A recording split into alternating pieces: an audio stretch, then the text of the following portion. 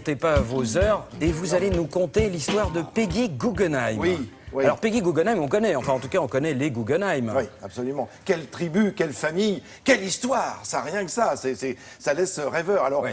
on a affaire à des gens, on est aux États-Unis avec les Guggenheim, mais évidemment l'origine est européenne. Ils font partie de ces gens qui se sont transportés littéralement au 19e siècle pour aller vivre aux États-Unis. C'est une famille suisse-allemande, Guggenheim, et c'est surtout Meyer Guggenheim, c'est-à-dire le grand-père de Peggy, pour être clair, qui va faire fortune aux États-Unis. C'est lui qui, à 19 ans, décide de partir sac à dos, enfin, du baluchon sur l'épaule, plus exactement, pour traverser l'Atlantique. C'est une histoire de fou, quand même, quand on repense à cette époque-là. Ouais. Et qui va faire fortune. D'abord, vous vous rendez compte qu'il est pratiquement colporteur, il est marchand ambulant, il vend des rubans, il vend de la dentelle, parce qu'il savait faire ça, sa famille savait faire ça, ouais. En Suisse. Rien à voir avec l'art au début. Ben, non, alors rien à voir avec l'art. Ils vont faire fortune dans les minerais.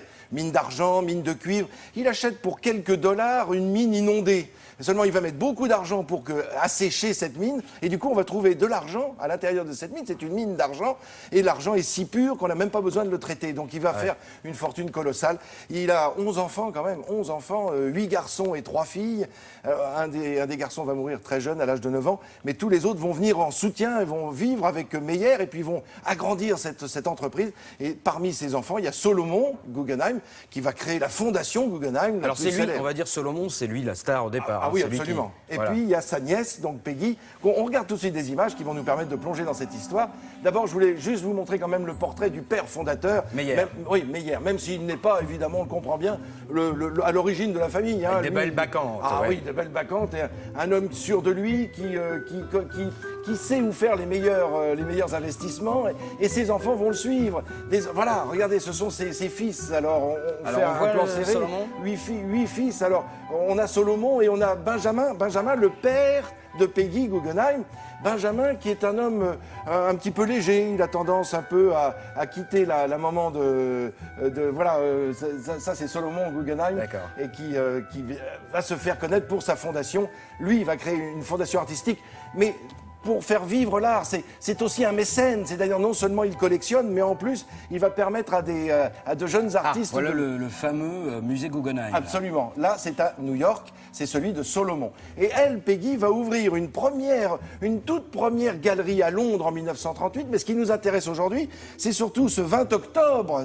On est très exactement il y a 72 ans jour pour jour, ce 20 octobre 1942, où elle crée sa galerie à New York.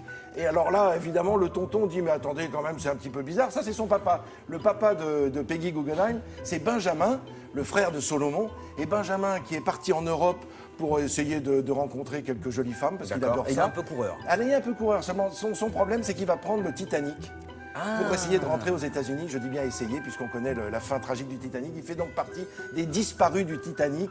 Alors Peggy Guggenheim, qui a perdu son papa à l'âge de 14 ans, va devoir se faire elle-même. Ce sont ses oncles qui vont lui permettre de récupérer sa fortune, enfin la fortune que son papa avait et que son grand-père avait, Meyer, et qu'il a laissé. Et voilà, c'est avec cette fortune que cette dame, Peggy Guggenheim, va ouvrir non seulement ses galeries d'art, son musée à Venise, parce que c'est surtout à Venise où elle va créer son véritable musée, mais elle va faire vivre des dizaines d'artistes. Elle est conseillée au début par un certain Jean Cocteau.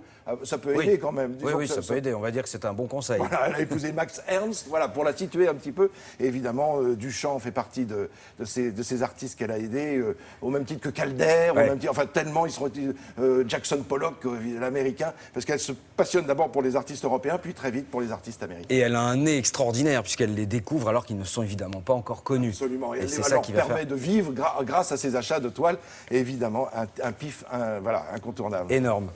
Et bien tout de suite, c'est l'heure de la réclame. Oui.